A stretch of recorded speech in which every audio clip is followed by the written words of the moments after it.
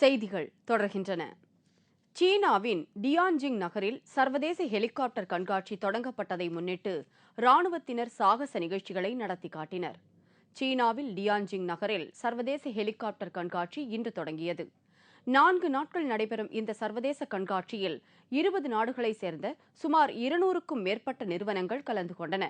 இதில் சீனாவின் பல்வேறு வடிவங்களில் வடிவமைக்கப்பட்ட ஹெலிகாப்டர்கள் காட்சிக்கு வைக்கப்பட்டுள்ளது. குறிப்பாக அல்ட்ரா லைட் எனப்படும் பயணிகள் ஹெலிகாப்டர் பார்ப்பவர்களை வியப்பில் ஆழ்த்தியது.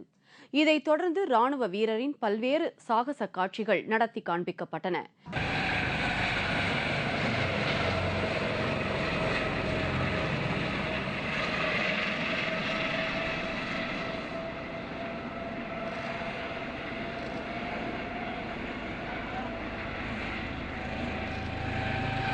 இதை ஏராளமான பார்வையாளர்கள் கண்டு ரசித்தனர்.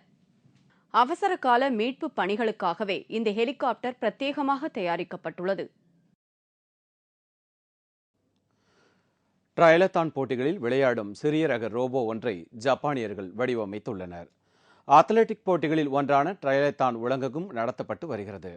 3 வகை தொடர் போட்டியான இதில் பங்கு பெறும் வீரர்கள் முதலில் நீச்சல் போட்டியிலும் பின்னர் சைக்கிள் போட்டியிலும் இதைத் தொடர்ந்து ஓட்ட பந்தயத்திலும் வெற்றி பெற வேண்டும். இந்த ட்ரையலத்தான் போட்டிகளை தனித்தனியே விளையாடும் வகையில் 3 சிறிய வகை ரோபோக்களை ஜப்பானியர்கள் வடிவமைத்துள்ளனர்.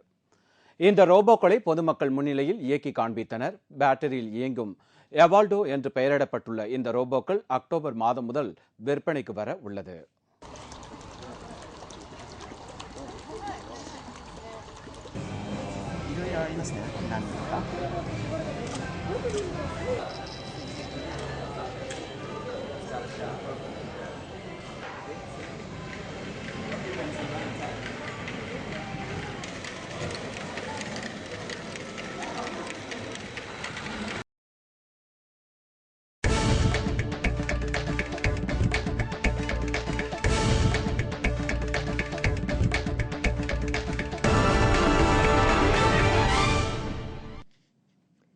இங்கிலாந்துடனான கிரிக்கெட் போட்டிகளில் தொடர்ந்து தோல்வியை சந்தித்துள்ள இந்திய கிரிக்கெட் அணியினர் எஞ்சியுள்ள 5வது ஒருநாள் கிரிக்கெட் போட்டிக்கான பயிற்சியில் ஈடுபடாமல் சிறிய ரக கார் பந்தயத்தில் கலந்து கொண்டு பொழுதை போக்கி வருகின்றனர்.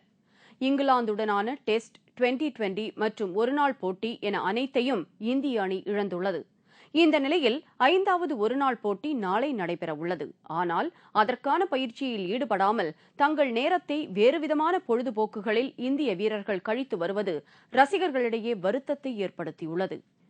இங்கிலாந்தின் கார்டிஃப் எனப்படும் பகுதியில் சிறிய ரக கார் பந்தயத்திற்கான கிராண்ட் பிரி போட்டிகளில் இந்திய கிரிக்கெட் அணி வீரர்கள் கலந்து கொண்டு தங்களது பயிற்சி நேரத்தை வீணடித்து வருகின்றனர். மீண்டும் முக்கிய செய்திகள். பாகிஸ்தான் மற்றும் ஆப்கானிஸ்தான் நாடுகளில் தீவிரவாதிகள் மையமாக கொண்டு செயல்படுகிறார்கள் என்று உள்துறை அமைச்சர் ப. சிதம்பரம் தெரிவித்துள்ளார். பேரறிஞர் அண்ணாவின் 103வது பிறந்த நாளை முன்னிட்டு அவரது உருவப்படத்திற்கு கேப்டன் விஜயகாந்த் மலர் தூவி மரியாதை செலுத்தினார். தமிழக அரசின் இலவச திட்டங்களான மிக்சி, கிரைண்டர், மின் விசிறி வழங்கும் விழாவை முதலமைச்சர் ஜெயலலிதா இன்று தொடங்கி வைத்தார். பெட்ரோல் விலை இன்று நள்ளிரவு முதல் ₹3.14 உயரும் என்று அறிவிக்கப்பட்டுள்ளது. இத்துடன் செய்திகள் நிறைவடைந்தன. மீண்டும் செய்திகள் இரவு 10 மணிக்கு.